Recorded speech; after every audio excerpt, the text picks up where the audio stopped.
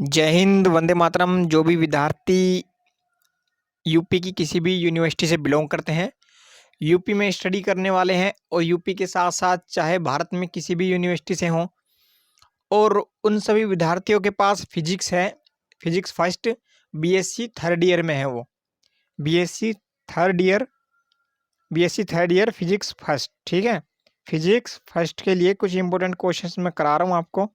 Multiple choice question होंगे, यानी कि बहुविकल्पीय प्रश्न जिन्हें बोलते हैं, मल्टीपल चॉइस क्वेश्चन होंगे। ये चार में से एक ऑप्शन ठीक होगा, वो मैं करा रहा हूँ। डायरेक्ट ही आपको फिलहाल मैं एक सही वाला ऑप्शन करा दूंगा। अभी इनकी डिटेल वीडियो हम करा देंगे, पर एग्जाम में आपके डायरेक्ट जो है ऑप्शन में से राइट पूछे जाएंगे, इन्हीं से प्रश्न आएंगे।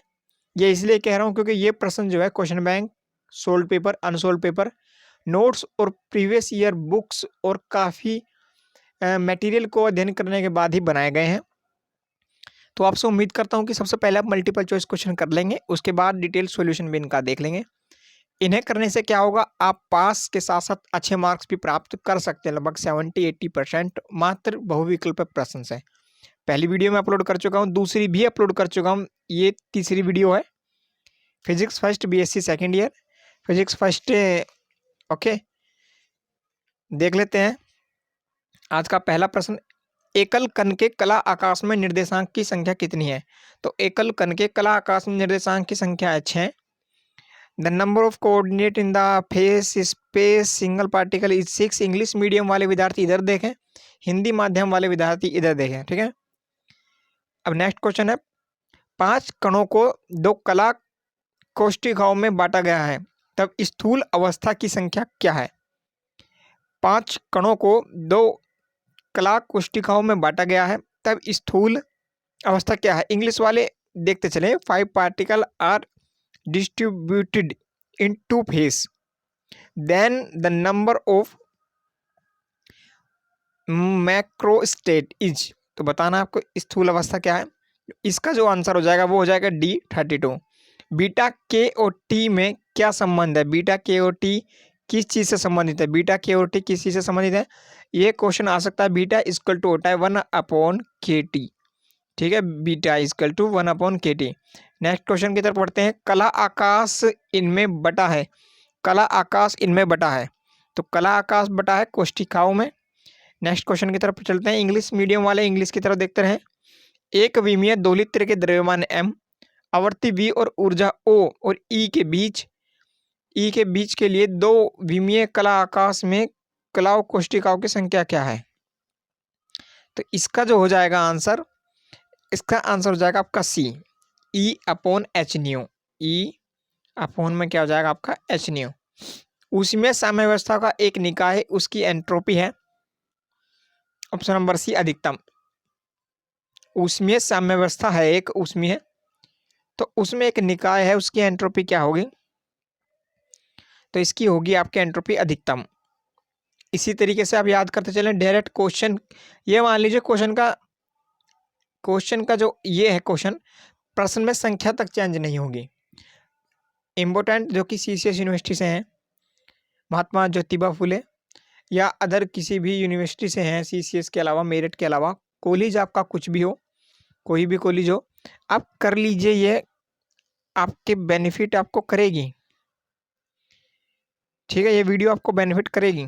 परम ताप T पर किसी EI ऊर्जा की कोष्ठिकाओं में परमाणुओं की संख्या क्या होगी?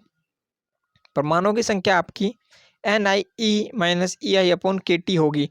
ध्यान रखिए, ये जो आपका जो लिखने के लिए आता है उसमें भी हेल्प करेंगे, ये आपके MCQ टाइप में भी और लिखने के टाइप में भी हेल्प करेगी। लॉरेंज रूपांतरण, गैलीलियो रूपांतरण में परिवर्तन हो जाता है, कब हो जाता है? जब V/C पहुंचता है। कहाँ पहुंचता है? तो ये हो जाता है जब V/C शून्य की ओर पहुंचता है। कहने का मतलब है कि V/C टेल्स टू 0 हो जाता है, तब परिवर्तन हो जाता है। वह कण जो प्रकाश की चाल से भी ज़्यादा तेज चलता है। अब प्रकाश, सूर्य का प्रकाश हम तक 8 मिनट में पहुंच जाता है लगभग। अब एक कैसा पार्टिकल है जो सूर्य के प्रकाश की चाल से भी ज़्यादा तेज चलता है? यह प्रश्न बहुत ज़्यादा इंपॉर्टेंट है। तो ये आपका हो जाएगा टैक्योन। टैक्योन पार्टिकल है जो सूर्य के प्रकाश से ज़्यादा तेज चलता है। आइंस्टीन यांत्रिकी में वेग को क्या कहा जाता है? आइंस्टीन यांत्रिकी में वेग को क्या कहा जाता है? डी यानी कि वर्ल्ड वेग। अभी आपको थोड़ा सा प्रॉब्लम वीडियो में शायद आए कि डायरेक्ट क्वेश्चन बोला जा रहा है फिर आंसर बोला जा रहा है, पर यकीन माने जिस वक्त आप एग्जाम हॉल में होंगे और इन प्रश्नों को देखेंगे, मल्टीपल चॉइस क्वेश्चन डायरेक्ट आपको इस वीडियो से मिलेंगे, तब आपको बेनिफिट, तब आपको अहमियत का पता चलेगा। तो मेरे भाइयों बहन, अगर इस वीडियो को वॉच कर रहे हैं तो प्लीज़ डायरेक्ट इनके आंसर याद करने की कोशिश कीजिए, स्मार्ट वर्क कीजिए, हार्ड वर्क कीजिए। मैं मानता हूँ hard work is necessary, but smart work भी इसके साथ साथ काफ़ी ज़्यादा ज़रूरी है। ओके, चलिए, यह कथन कि बोसान पाउली अपवर्जन का नियम का पालन नहीं करते हैं, तो इसका आंसर हो जाएगा ए, सत्य है। बोसान जो है पाउली अपवर्जन का नियम का पालन नहीं करते हैं, यह सही है। हमेशा बनावट से दूर रहें, ओरिजिनल रहने की कोशिश करें, जो आप ओरिजिनल हैं। ठीक है भाई, दूसरों को दिखाने के चक्कर में अपनी ओरिजिनलिटी, अपनी वास्तविकता ना खोएं भैया। एक निकाय में 5 कण 2 खानों में बटे हैं। पहला खाना 6, दूसरा खाना 8 कोष्टिकाओं में बटा है। सभी कोष्टिक, ये क्वेश्चन देखिए होना चाहिए था डिटेल से, पर क्या ही करें, फिलहाल ऐसे ही कर लीजिए। सभी कोष्टिकाएं समान आकार की है। मान लीजिए निकाय है ये, एक निकाय में 5 हैं, 5 कण जो है 2 खानों में बटे हैं।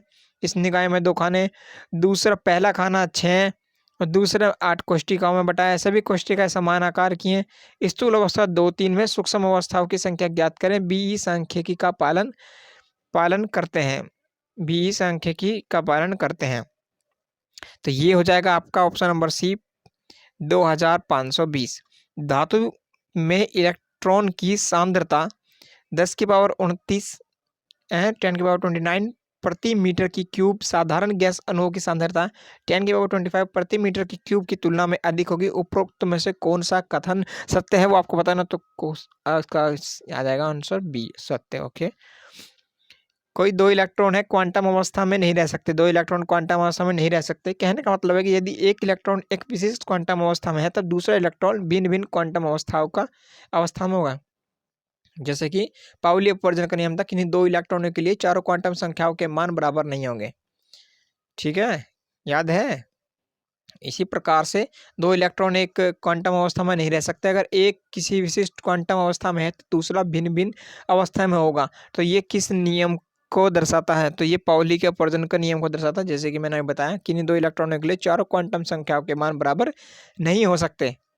तो 65 पर आ जाते हैं। ये क्वेश्चन है, 27 डिग्री सेल्सियस पर नाइट्रोजन की मूल माध्यवर्ग चाल ज्ञात कीजिए। दिया है एन नाइट्रोजन दिया है 6 × 10⁻23 अनुमोल तथा के इक्वल टू 1.38 गुना 10⁻−16 अर्ग है। तो ये सॉल्यूशन करना है आपको, क्वेश्चन है इसका हो जाएगा। फिलहाल बी याद कर लीजिए, इसका सॉल्यूशन मैं आपको प्रोवाइड कराऊंगा, जल्द ही इसका सॉल्यूशन प्रोवाइड कराऊंगा। चैनल पर रेगुलर वीडियो आ रही है। अगर कोई आपका फ्रेंड, कोई भाई या कोई बहन आपका सेकंड ईयर में है तो आप सपोर्ट कर सकते हैं उन्हें। अच्छा, एक बात पढ़ाई के साथ साथ ध्यान रखें कि वैसा तो कोई भी बन जाएगा। मान लीजिए आप रोड पे चल रहे हैं, या कोई अब बॉय हैं या गर्ल हैं, खासकर लड़कों को कहना चाहूँगा कि ऐसा कोई भी बन जाएगा कि रोड पर चलते हुए कमेंट करना। किसी को भी आप कमेंट कर रहे हो, कोई फ़र्क नहीं पड़ता। कमेंट करना, गली के बाहर कमेंट करना, रोड पर कमेंट करना, स्कूल में, कॉलेज में जो कमेंट करना, ऐसा बनना कोई बड़ी बात नहीं है। पर ये ना करके आप अगर किसी को सपोर्ट करें, चाहे आपकी बहन हो, चाहे किसी और की बहन हो, ठीक है, ये ध्यान रखना है, कोई भी हो आपकी ही बहन ही है, चाहे किसी की भी बहन हो, अगर आप ये समझेंगे कि हमारी बहन है, तो आपके मन में जो नेगेटिविटी है, जो गलत भावना है, जो हीन भावना है, वो नहीं आएगी। 1 मिनट के लिए सोचो कि हमारी भी बहन है और ये भी हमारी ही बहन है। सोच कर देखो और सपोर्ट कीजिए, कमेंट ना करके उसे सपोर्ट कीजिए। अगर कोई प्रॉब्लम में है तो अगर किसी को हेल्प चाहिए तो हेल्प कीजिए। ऐसा कमेंट करके हीरोगिरी ना करें, ठीक है। सपोर्टिव अगर बन सकते हैं तो बने, किसी को हेल्प की आवश्यकता है तो हेल्प करें, तब देखिए कितना अच्छा फील होगा। तो बड़ा बनने की कोशिश करें कि लाइफ दी है तो कुछ अच्छे काम में लगाएं। सोच कर देखें, 6 फर्मियोन को 10 आरंभिक कला कोशिकाओं में बांटने के विभिन्न तरीकों की संख्या ज्ञात कीजिए। इसका सी आंसर है। देखिए, मुझे सबसे ज़्यादा प्रॉब्लम कमेंटबाजी से ही होती है और कुछ नहीं है। जो कमेंट करते हैं मुझे सबसे ज़्यादा प्रॉब्लम उन हरामखोरों से होती है मुझे। तो बिल्कुल भी वो स्टूडेंट मुझे पसंद नहीं है। सपोर्ट कर सकते हैं तो करें, किसी का भी हो, बॉय हो गर्ल हो, जिसे सपोर्ट की ज़रूरत है कीजिए, पर ये कोई अच्छी बात नहीं है।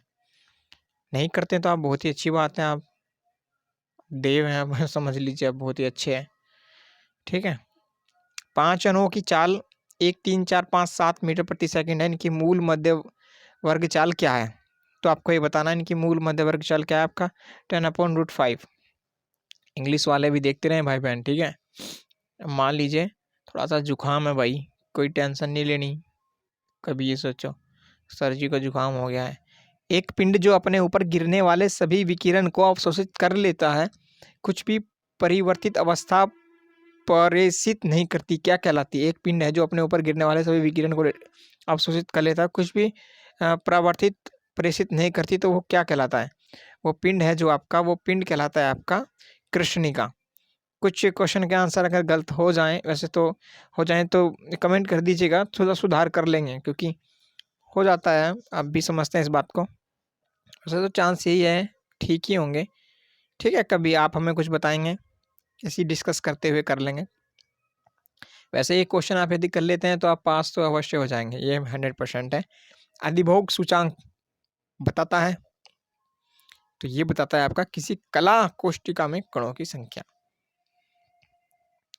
एक कृष्णिका कोष्ठ में फोटोन की संख्या, एक कृष्णिका कोष्ठ में फोटोन की संख्या लगातार बदलती रहती है। यदि किसी घटना के घटित होने की प्रायिकता ए है तथा घटना के घटित न होने की प्रायिकता बी है, तब घटना घटित नहीं होगी, इसकी क्या प्रायिकता है? क्या उम्दा किस्म का सवाल है। B/A+B। सभी संभव प्रायिकताओं का योग होता है, सभी संभव प्रायिकताओं का योग होता है इकाई। साम्यावस्था में प्रायिकता कैसी होती है? तो साम्यावस्था में प्रायिकता आपकी अधिकतम होती है। ऊष्मागतिकीय प्रायिकता किसे कहते हैं? ऊष्मागतिकीय जो प्रायिकता है वो एक स्थूल अवस्था के संगत सूक्ष्म अवस्थाओं की संख्या को कहते हैं। ऊष्मागतिकीय प्रायिकता का मान कितना होगा? ऊष्मागतिकीय प्रायिकताओं का मान कितना होगा? तो ऊष्मागतिकीय प्रायिकताओं का मान आपका ये होगा W=N, ये होता है factorial upon N factorial N2 और N इन्फिनिट। एक घटना जो घटित नहीं हो सकती वो क्या कहलाती है? एक घटना जो घटित नहीं हो सकती वो सब कहलाते हैं असंभव, कहते हैं कि ये असंभव है हमारे लिए। ठीक है, एक घटना जो घटित नहीं हो सकती वो असंभव है। N कणों को एक बॉक्स के 2 बराबर भागों में बांटा गया है, इसकी प्रायिकता न्यूनतम होगी। इसकी प्रायिकता न्यूनतम कब होगी? जब शून्य। एक कण को एक बॉक्स के 2 बराबर भागों में बांटा गया है, प्रायिकता न्यूनतम होगी यदि r उसका शून्य हो, रेडियस त्रिज्या कुछ भी जो शून्य हो तब वो हो जाएगी। अगर आप प्लेलिस्ट में देख लें तो प्लेलिस्ट बनाई हुई है डिटेल सॉल्यूशन इंपॉर्टेंट क्वेश्चन के लिए, BSc थर्ड ईयर फिजिक्स 2022 करके प्लेलिस्ट है, विजिट कीजिए। सेकेंड ईयर फर्स्ट ईयर के लिए, साथ साथ इंग्लिश स्पीकिंग के लिए भी वीडियोस में अपलोड कर रहा हूँ, इंग्लिश स्पीकिंग की भी आप देख सकते हैं। और जो UPSC SSC की तैयारी कर रहे हैं उन सभी के लिए शीघ्र ही वीडियो आने वाली है। मैं जल्द ही एक कोर्स कराऊंगा आपको फ्री ऑफ कॉस्ट, 6 से लेके 12 तक की सारी NCERT कवर, इसमें आपके हिस्ट्री भी होगी, जिसमें आपकी ज्योग्राफी भी होगी, पॉलिटिकल साइंस भी होगी और साइंस जनरल साइंस भी होगी। 6 से लेकर 12 तक ओल्ड और न्यू NCERT शीघ्र ही वो आएगी। कोई डाउट हो तो आप कमेंट कीजिए। ओके, जय हिंद।